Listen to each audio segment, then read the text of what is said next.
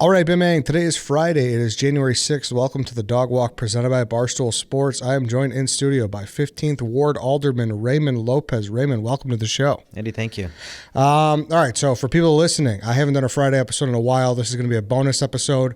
So back in 2019, I did a little Mayor's Week. I had 6 of the 14 candidates on. I did not have the winning candidate on. Lori did not make an appearance.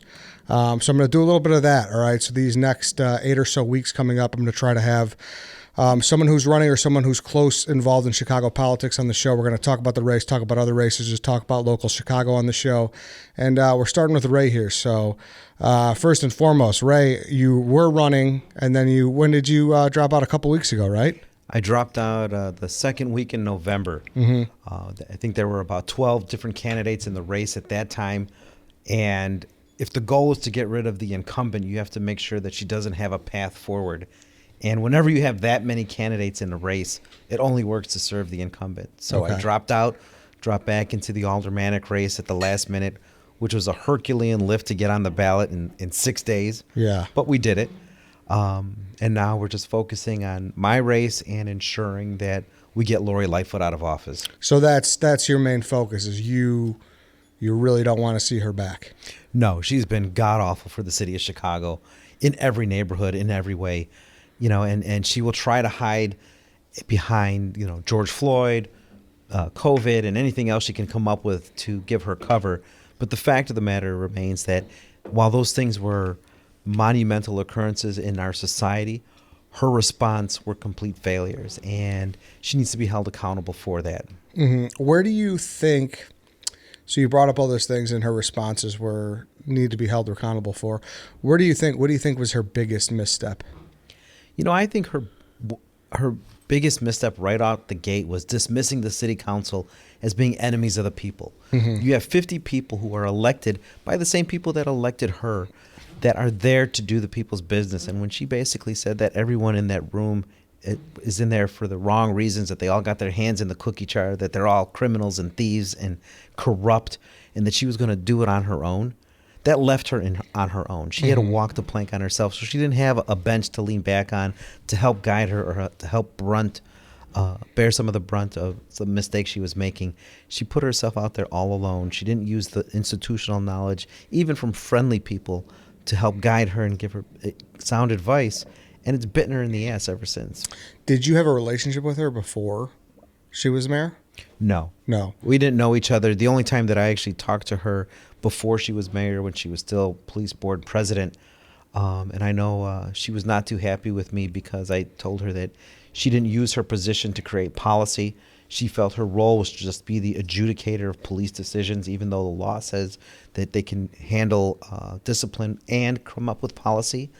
And following Laquan McDonald's killing, I asked her why she could not come up with policy related to that. If she was so concerned about improving the department, could she answer why she failed to even acknowledge that as something that her role should have engaged in? And that was about the extent of our relationship. Really? And now, has that been do you know, and I guess this is hearsay, but has that been a theme that maybe you've heard, like within her camp, that she's kind of making these decisions on her own? Or is she kind of someone who just, like, is everything that goes on with her, is she pretty much just like, hey, I'm the person? Or does she, like, is her team, does she lean on her team a lot? Or is it pretty much like what she did to you guys with the city council? And she's like, no, this is just not unilateral. Like, this is the mayor's office. I'm making the choice here. Yeah, she definitely thinks she's the top dog in all aspects, and she makes the decisions all her own. She's surrounded by a bunch of yes men because everyone's afraid to tell her no or maybe to think about it. And we've seen that in the 12-year-olds that she has working for her, nobody has the institutional knowledge or the cultural depth of Chicago to understand what's going on in the neighborhoods to create an argument that will counter whatever she's already come up with in her head. She walks into the room thinking that she's the smartest one in the room. She has all the answers, and she goes from there and expects people to jump. And that's just not how government works. And I think the other thing that she fails to understand is that what makes mayors powerful in the city of Chicago isn't that office, isn't that chair, isn't that location in City Hall. It's their relationships with people and the ability to work with people. And because she has never engendered that's what makes her weak. Mm-hmm. And you feel that if you stayed in, and if this was like a cluttered race, that it would have made things worse to help her for her to get reelected? Like, oh, without a doubt. Yeah. When I first announced in April, I was the first one to announce that I was going to run. Mm-hmm. I saw a path, but as more and more people get in, you start seeing the path thin. And what I was concerned about was that with more extreme individuals jumping into this race politically, particularly more left of left individuals jumping in, like Eddie Johnson and others who want to defund, not just defund police, but dismantle police. When you have individuals like that, you give her an opportunity to say, I'm the sane one in the room. And I know she saw it too, or her handler saw it too, because then they started tweeting that. I'm the rational choice for mayor. Send me back. I'm the sane choice. Send me back. And we could not allow her to make that argument because far and away, she is not the sane choice for mayor. She's unhinged and delusional. And we have to remind people of that. You got into it with her, right? On like a few times. A few times? What was that, on a Zoom call or something? That was like the famous story? Yes. What happened with that? That was shortly after the civil unrest, when we had individuals up and down breaking into neighborhoods, when we had gangbangers posted on corners, when we had communities being attacked, African Americans being hunted down in neighborhoods. And I was trying to raise the alarm for this. And she basically just brushed me off. I think at that point she said I was full of shit, at which point I told her to go fuck herself. Mm-hmm.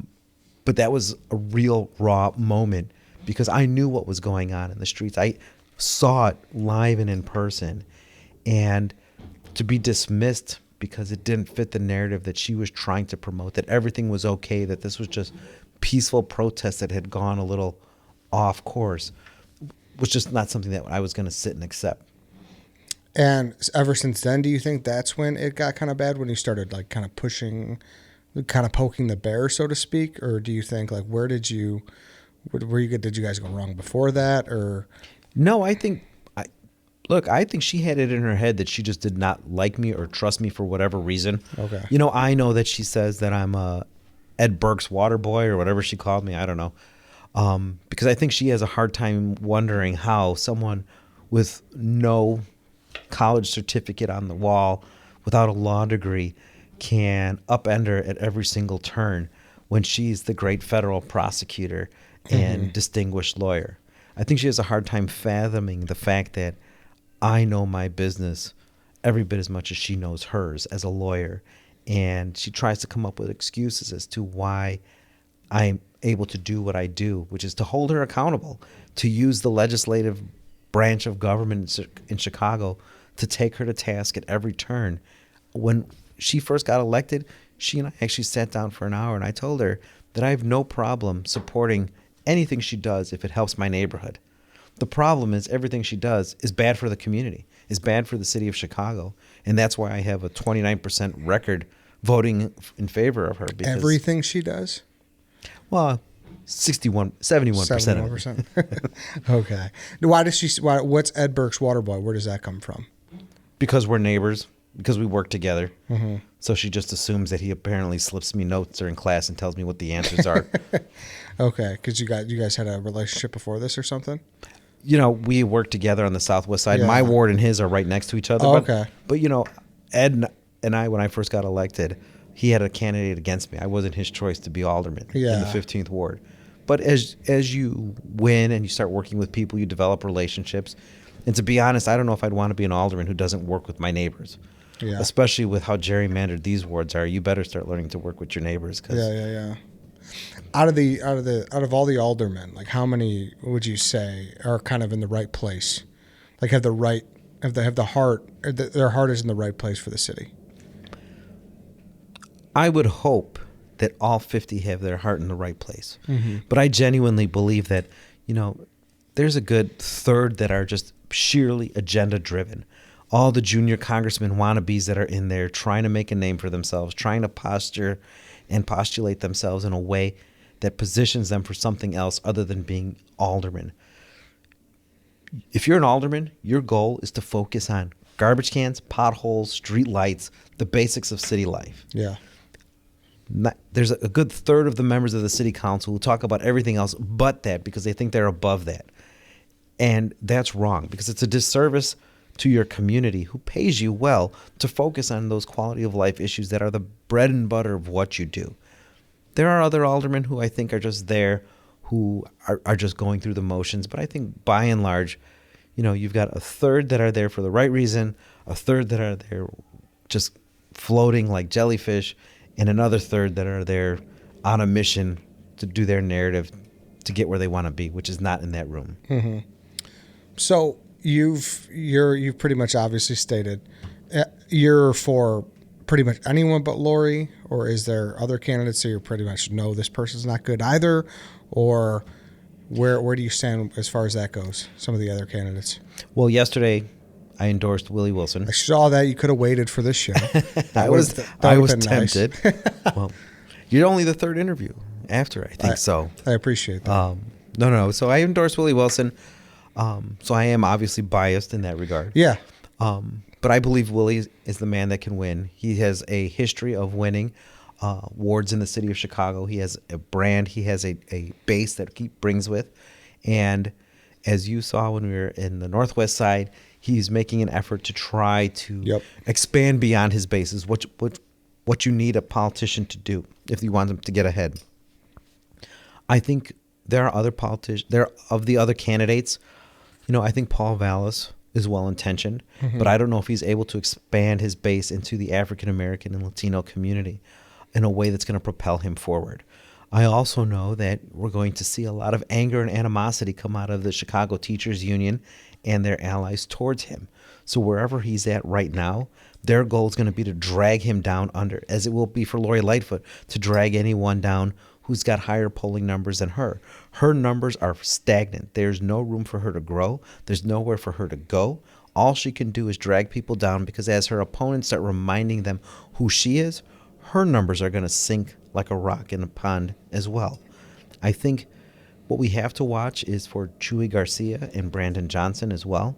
Brandon's lesser known in the community, in the city, because he's a West Side County Commissioner who's never had an opponent, never had a real race. So there's not a lot of engendered or earned name recognition from having to be in a contested race. And Chuy has never had his record examined. Never seen what he's done in his career other than keep pushing himself higher and higher in office.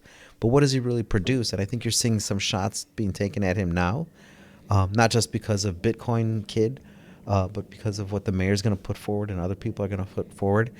And the question will come down to, will the lakefront ditch Lori and try to take up the banner of one of those two lesser known individuals just to kind of deal with their white guilt?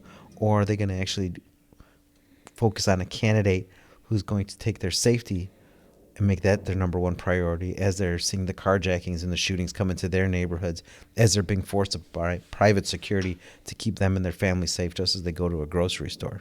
Okay, a lot to unpack there. That was good, though. A lot to unpack. And I should note, I'm the furthest thing from a Chicago political expert. In fact, I don't know much at all. But this is why I like to do this, because I like to learn. Because I feel like most people like me, we're trying to learn this. We want to be educated voters, and we want to know what's going on because we care about the city, and we want to put the best person in the position to succeed. Okay. And you only got 54 days to make that decision. Exactly. So that's what we're trying to do here. That's the goal here with hopefully these next couple months or so.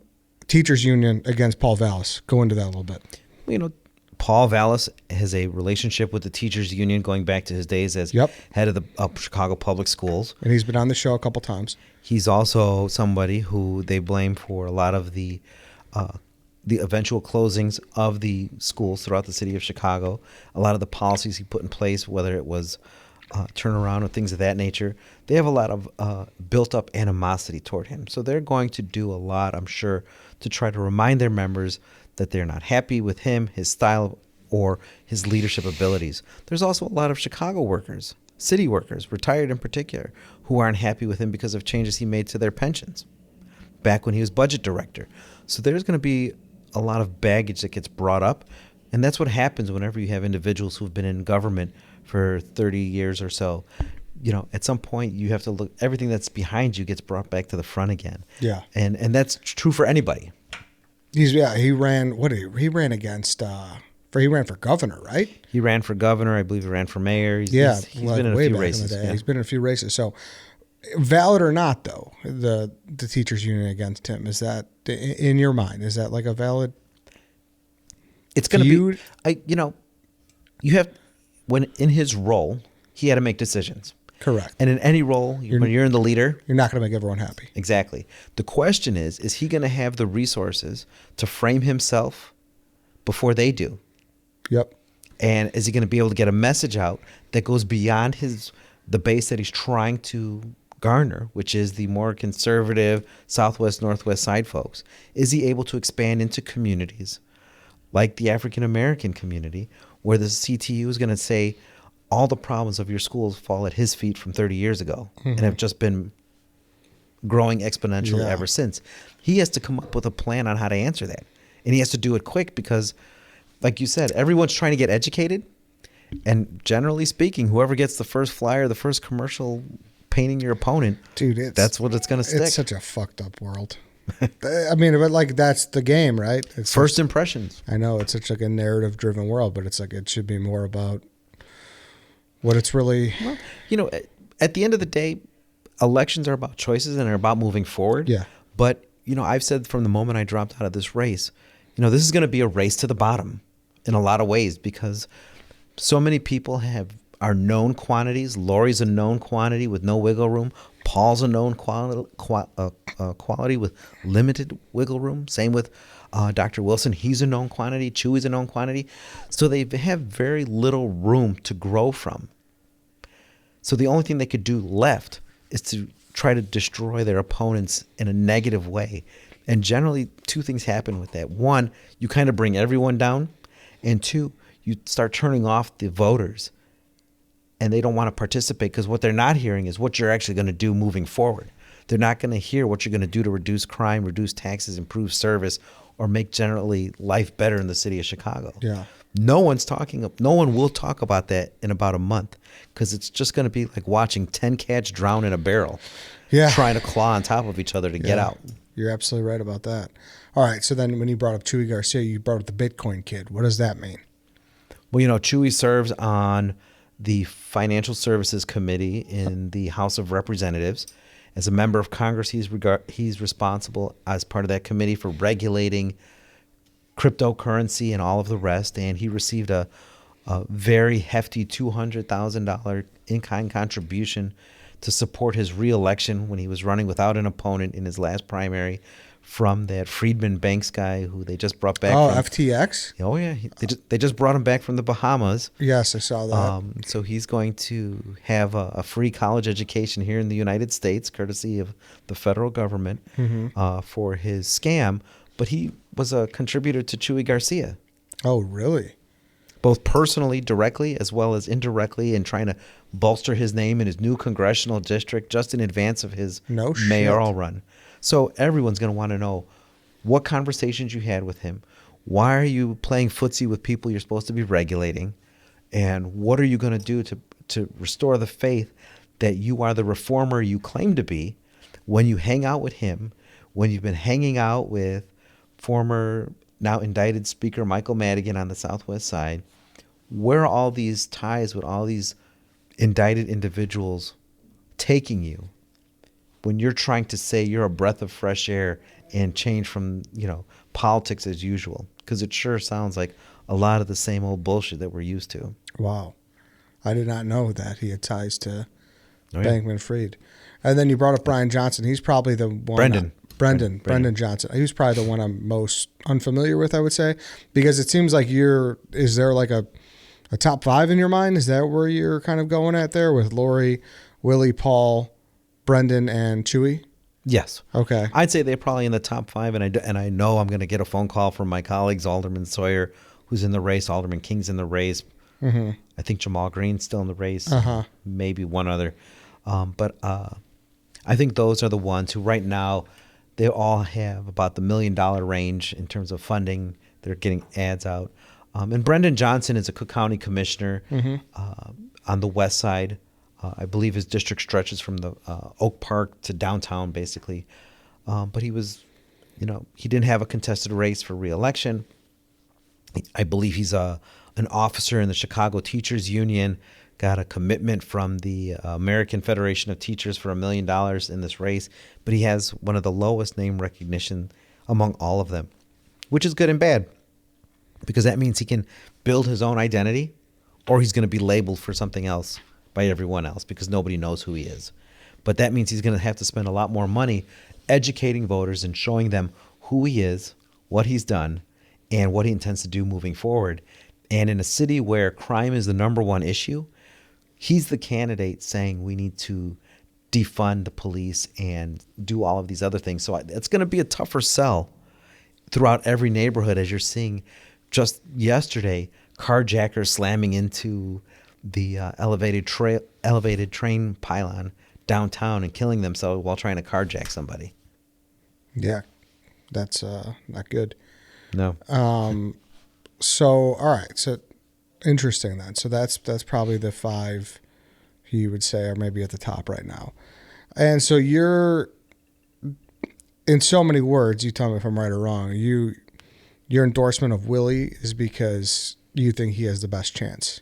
The magic number, I think, to get into the runoff. So let me back up for 1 minute. So you've got all these candidates running for mayor.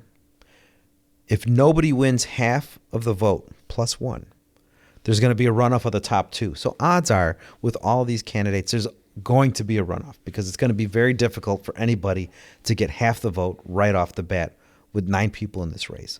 Last time we had well over a dozen people in this race, and the votes were so split, it only took about 100,000 votes to get into the runoff. Lori Lightfoot, I believe, had 98,000, and I think Tony Preckwinkle had maybe 80,000, somewhere in that range, I think. So we're looking at 100,000 as the magic number.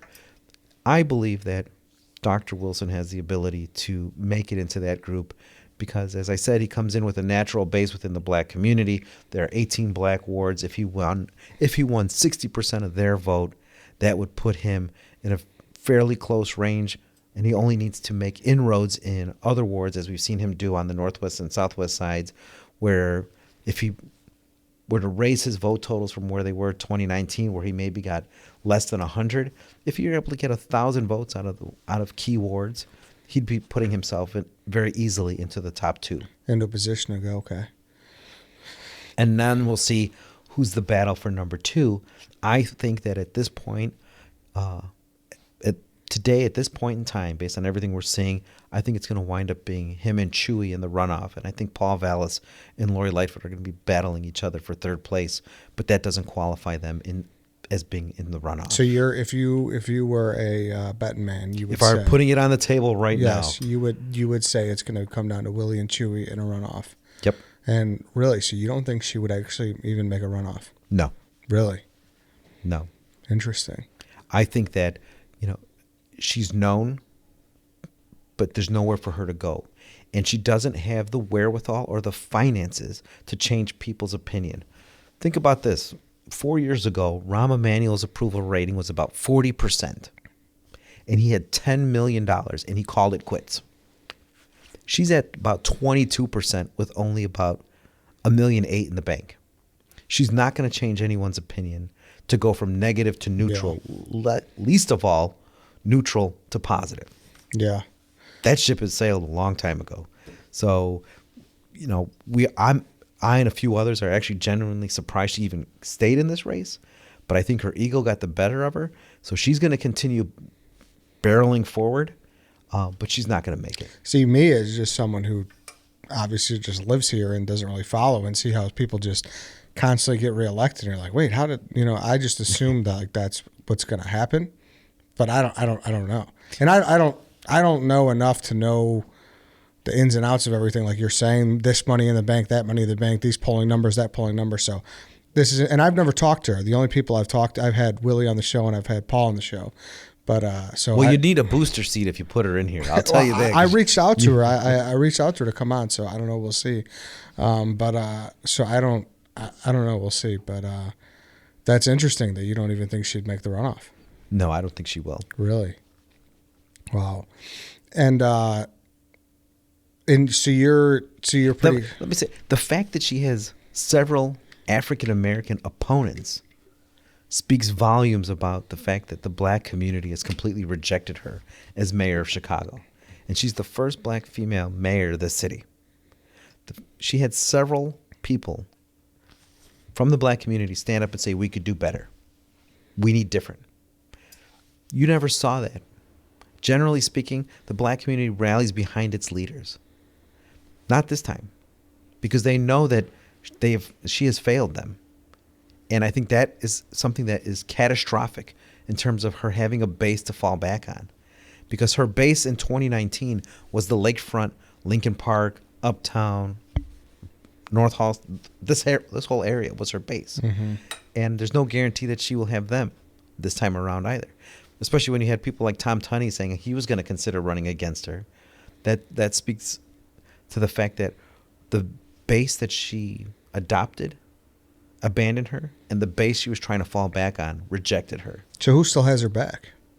That's the question to be seen. Yeah. I think you're going to see a lot of push towards liberal white communities who are afraid of being labeled as racist turn to support her, or they may reject her. And again, going back to Chewy, they may say, well, we're not abandoning her because she's black, but now we're going to go with Chewy so that we can have the first Latino mayor, so that they can hide behind history in doing what they're going to do next, as opposed to evaluating the situation in Chicago and picking a leader who's going to address issues. They're just going to focus on the gaslighting and whatever makes their white guilt go away for the moment. And I saw a lot of back and forth when there was the governor's election about the number one issue, and you seem pretty steadfast that it's crime. You're without a doubt. Yeah, without a doubt. You know, every neighborhood is under siege in the city of Chicago, and more politicians keep ascribing to policies that embolden criminals and help them do what they do, terrorizing our neighborhoods. Even the discussion about the Safety Act, which many of your viewers, I'm sure, are familiar with, the no cash bail and not holding people. No one wants to have a conversation about what actually these things are about, but they just keep pushing forward. No one wants to have a conversation about how you hold parents accountable. We just keep making excuses for why kids are running around with AK-47s at midnight with 27-year-olds when their children are 10. You know, there's no conversations about accountability or what we can do to make neighborhoods safe. And it's not just because of what's going on the Gold Coast. We've seen dreams shattered on the West Side, where I still remember where that young man opened a clothing shop in the Austin community. It was his dream to be able to provide designer shoes and clothing in his own neighborhood. And he was ransacked twice because the city of Chicago could not keep him safe while he was pursuing his dream. We failed that young man. Yeah. And his insurers said we're done. The community's like, well, when do we get to have our own shop?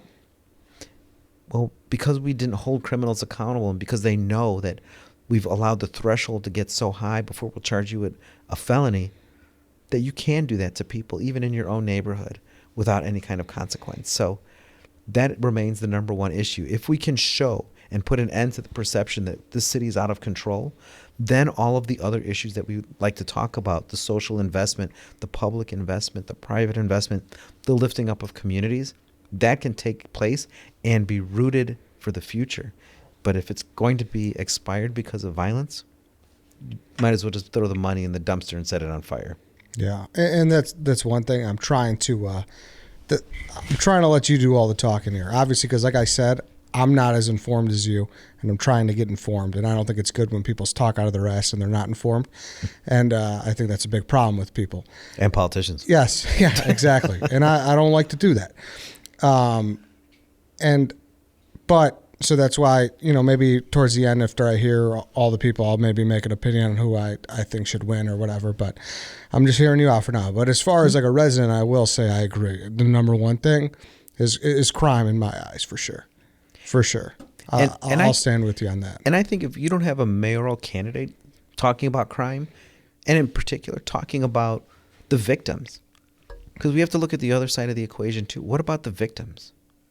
We talk about the people who were shot and killed in the city of Chicago. We talk about the thousands who were shot and lived. All of them come from families. All of them have children, wives, husbands, parents. They just become numbers. And we don't do anything to provide justice for them. And that's a sad place for so many people to find themselves when they just feel like they are the forgotten number in a statistic that we read about and don't give two shits about. Can we talk about the process a little bit? That is a good point, though. You're exactly right, and it's all related too, right? You Absolutely. know, like that person was maybe who was killed was a role model to someone else, and that person goes down a dark path and falls into that violence, right? Like it's all could potentially be related. But can you go down for me, and that's something I'm trying to understand more.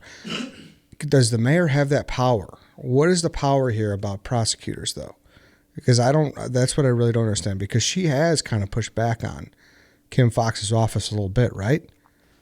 When it's politically expedient, yeah. Okay. So you have the mayor who's in charge of the police department, and you have Kim Foxx who's in charge of taking the cases and presenting charges to the courts and pursuing them in trial.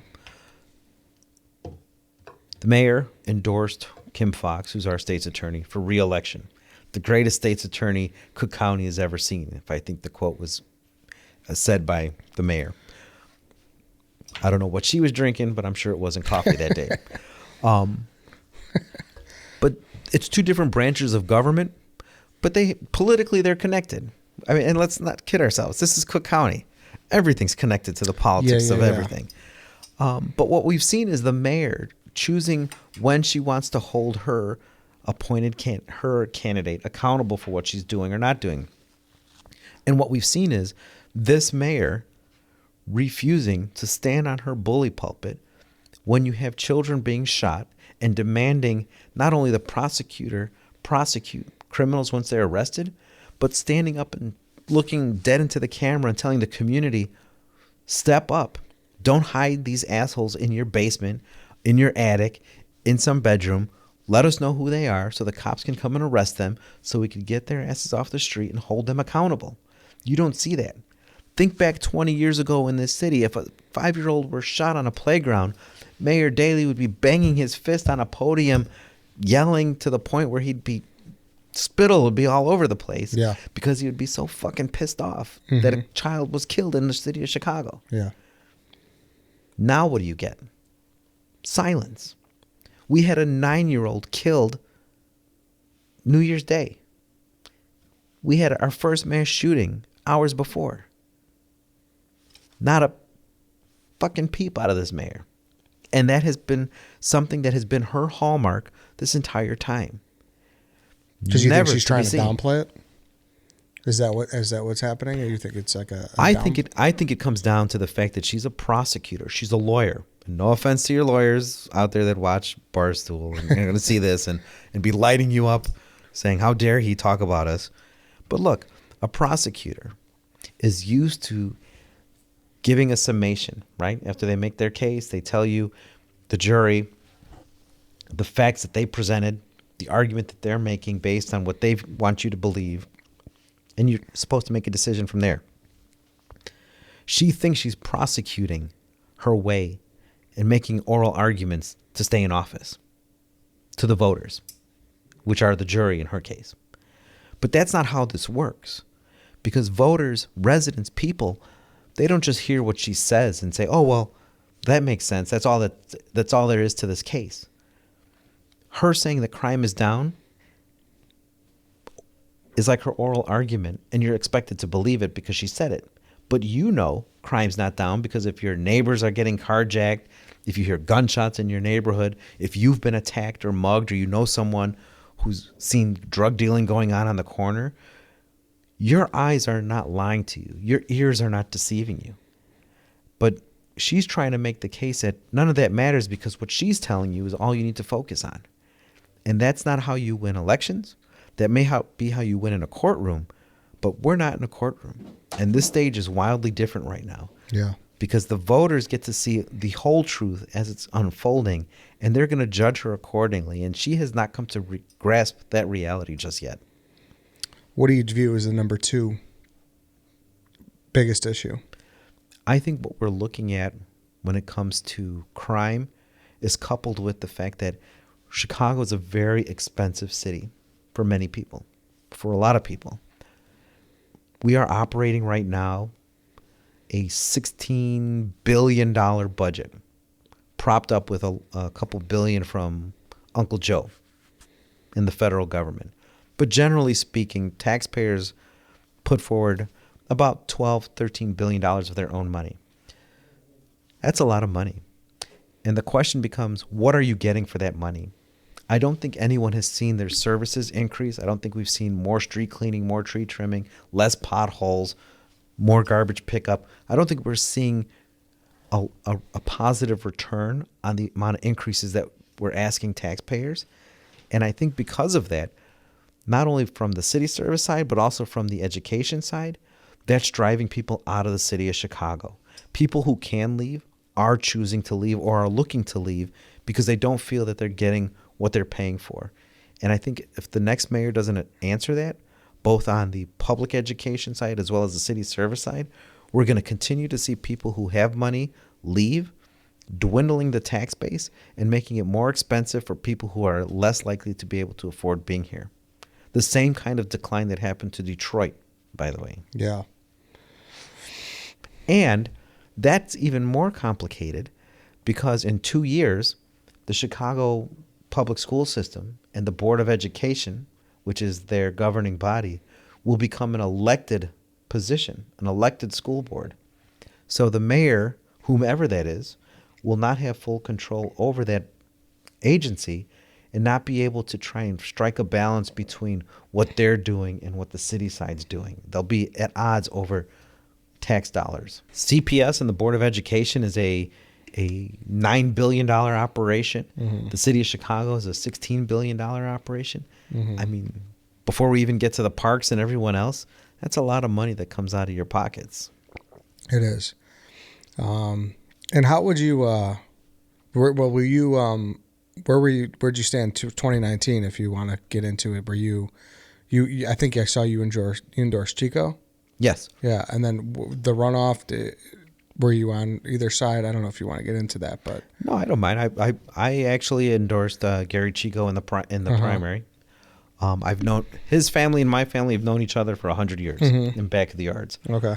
And I'm one of those South Side guys that's like, you go with your neighborhood. Mm-hmm. So that's what we do. But when he didn't make it, and it was between Lori Lightfoot and Tony Preckwinkle, I just told my residents it's a historic moment. Make your own decision. Okay. There was no reason in getting in the way of history. But what I didn't like at that time was that there was some effort by some of the black pastors to try and chastise Lori Lightfoot for being a lesbian married to a white woman. And I remember that their flyers and pictures kept showing up in my neighborhood on cars and things of that nature. Oh, really? Just kind of like a, can you believe this kind of flyer? Really? Which is pretty shitty. That is very shitty. Especially in a ward where the alderman's gay. Yeah, exactly. Like, that's right. Do you feel like as a gay man, like the representation and everything in Chicago is where it should be? And like, do you feel like it's the support and everything is positive and where No. we need to be? No? No. Really? No. Look, my ward, my sexuality is not really on the top of anyone's list. I almost said it on the tip of anyone's tongue, but I don't want to get people talking about that. Yeah. Except my husband. God help me, he's going to get so mad when I say this. No, but as a leader within the gay community in the city of Chicago, I can honestly say that I don't think enough attention is paid to communities of color, the LGBT within communities of color. I think there's a long-standing tradition of focusing on white gay Chicago, white lesbian Chicago.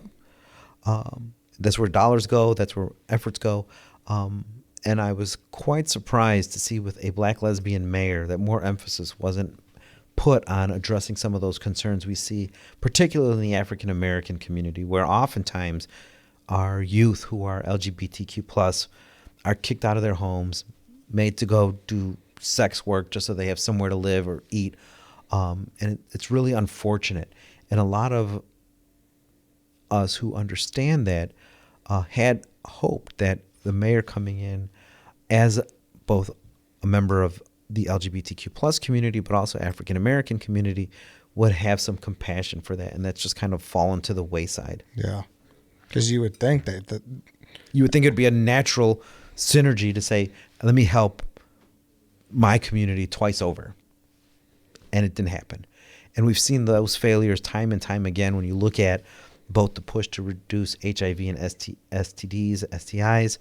You know, when I was growing up, there were condoms everywhere in bars and in gay clubs, you name it. The city passed out condoms. Hell, even as an alderman, under Rahm Emanuel, I had 2 condom dispensers that said, get lucky with Lopez, just so I could help get people to use condoms. Yeah. City doesn't do that anymore. Really? We used to do so much more in terms of making sure that we were driving down, the HIV numbers and all of that. And all of those things have just kind of gone under a lesbian mayor, of all things. Mm-hmm. Wow.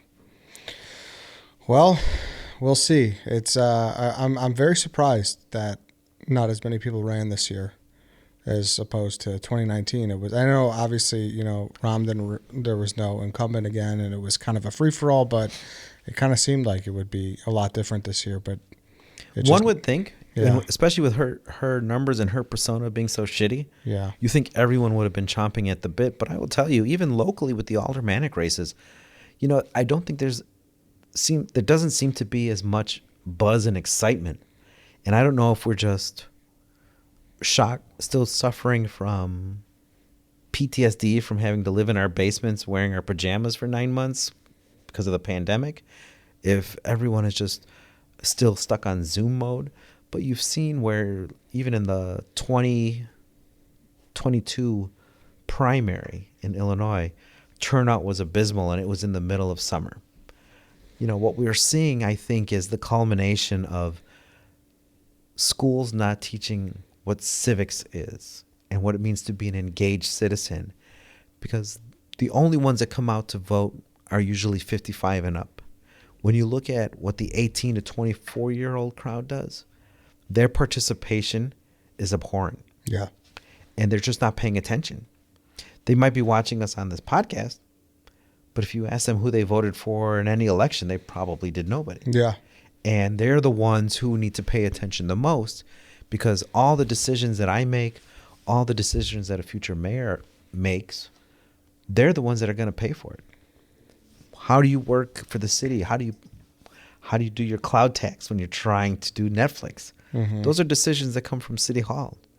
And I think the younger voters don't necessarily realize just how much they are impacted, because they've never gotten that breakdown or gotten those kind of civic lessons, even on some of the most basic of services. Yeah.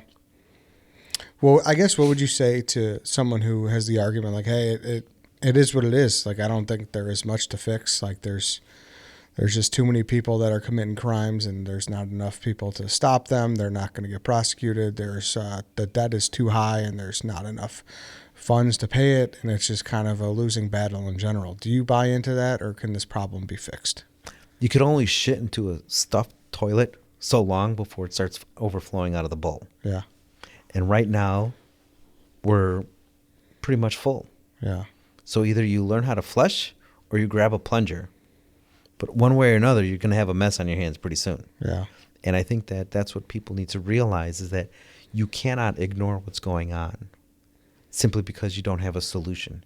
You don't need to have a solution, but you need to pick someone who you think is going to at least move in the right direction.